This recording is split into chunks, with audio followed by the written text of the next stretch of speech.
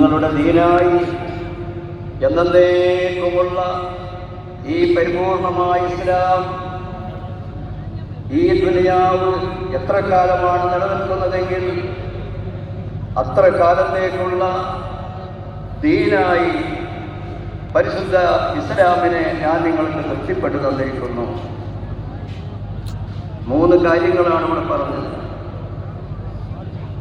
പരിശുദ്ധ ഇസ്ലാം അത് മുക്കമ്മൽ, അത് പൂർത്തീകരിക്കപ്പെട്ടതാണ്, അത് മുതമ്മമാണ്. നേരായ മാർഗത്തിൽ നിന്ന് വ്യതിചലിച്ചു പോയ ആളുകളാണ് മൂന്നാമത്തെ വിഭാഗം. അവരാണ് നിഷേധികളും നൂതനവാദികളും.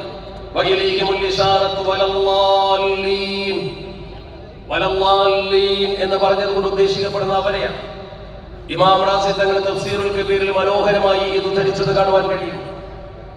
നമ്മുടെ സമസ്ത കേരള ജംഇയ്യത്തുൽ ഉലമയുടെ ഭരണഘടനയിൽ ഈ ആദർശപരമായ കാര്യം ജനങ്ങളെ ബോധ്യപ്പെടുത്തുകയും വിരുദ്ധതയെ പ്രതിരോധിക്കുകയും ചെയ്യുക എന്നതാണ് AB എന്നിങ്ങനെ അടയാളമിട്ടുകൊണ്ട് 2 കാര്യം 5-ൽ പറഞ്ഞിട്ടുള്ളത്.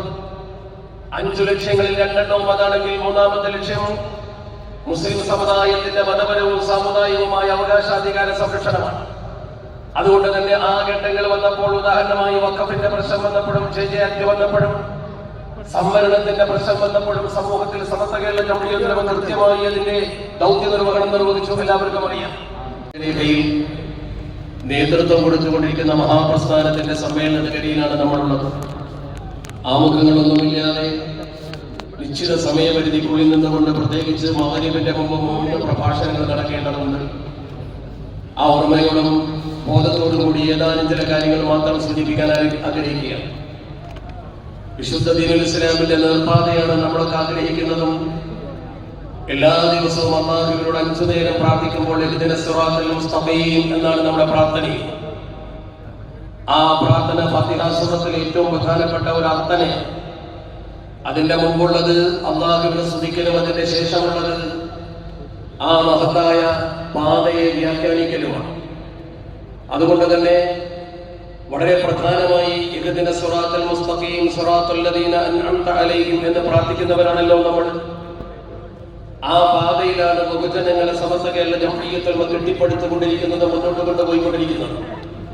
മഹാനായ ഇമാം റാസി റഹിമഹുല്ലാഹി തങ്ങൾ ഈ പാതയെ വിശദീകരിച്ചുകൊണ്ട് മുസ്ലിം ഉമ്മത്തിനെ പഠിപ്പിച്ചു. ഇന്നദിൽ ആലമി സലാസ തവായിഫ്, ലോകത്തെ ജനസമൂഹം 3 വർഗമാണ്, 3 വിഭാഗമാണ്. ത്വായിഫത്തുൽ ഊല അൽ കാമിലൂന അൽ മുഹിബ്ബൂന അൽ മുഖ്ലിസൂൻ, സമ്പൂർണ്ണതയിൽ എത്തിച്ചേർന്ന ആത്മാർത്ഥതയുള്ള കാര്യങ്ങളൊക്കെ കൃത്യമായി ബോധ്യപ്പെട്ട ഒരു സമൂഹം. വഇലൈഹിമുൽ ഇശാറത്തു ലിഖൗലിഹി അൻഅംത അലൈഹിം, അല്ലാഹു അൻഅംത അലൈഹിം എന്ന് പറഞ്ഞത് അവരെ കുറിച്ചാണ്. അതുകൊണ്ട് തന്നെ ആ മാർഗത്തിൽ ചേരുവാനാണ് എല്ലാവരും ആഗ്രഹിക്കുന്നത്. വത്വായിഫത്തു സാനിയത്തു, 2ാമത്തെ വിഭാഗം അല്ലദീന അഖല്ലു ബിൽ അഅമാലി സ്വാലിഹത്തി വഹുമുൽ ഫസഖ, സൽക്കർമ്മങ്ങളിൽ നിന്ന് വിട്ടുനിന്നുകൊണ്ട് വ്യതിചലന പ്രവർത്തനങ്ങളിൽ ഏർപ്പെട്ട, അധാർമിക പ്രവർത്തനങ്ങളിൽ ഏർപ്പെട്ട, മോശപ്പെട്ട പ്രവർത്തനങ്ങൾ ചെയ്യുന്ന ആളുകളാണ് അവർ. വഹുമുൽ ഫസഖത്തു, അവരാണ് മോശപ്പെട്ട ആളുകൾ. വഇലൈഹിമുൽ ഇശാറത്തു ബിഖൗലിഹി വൈലിൽ മഗ്ദൂബി അലൈഹിം, നേരായ മാർഗത്തിൽ നിന്ന് വ്യതിചലിച്ചു പോയ ആളുകളാണ് 3ാമത്തെ വിഭാഗം.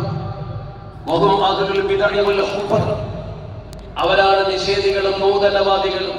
വഇലൈഹിമുൽ ഇശാറത്തു വലല്ലാലീൻ, വലല്ലാലീൻ എന്ന് പറഞ്ഞത് കൊണ്ട് ഉദ്ദേശിക്കപ്പെടുന്ന അവരെയാണ്.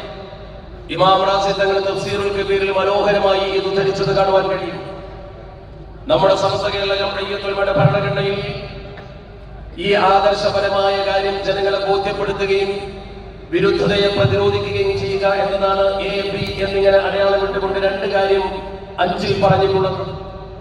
5 ലക്ഷ്യങ്ങളിൽ 2 അതാണെങ്കിൽ 3-ാമത്തെ ലക്ഷ്യം മുസ്ലിം സമുദായത്തിന്റെ മതപരവും സാമുദായികവുമായ അവകാശാധികാര സംരക്ഷണമാണ്.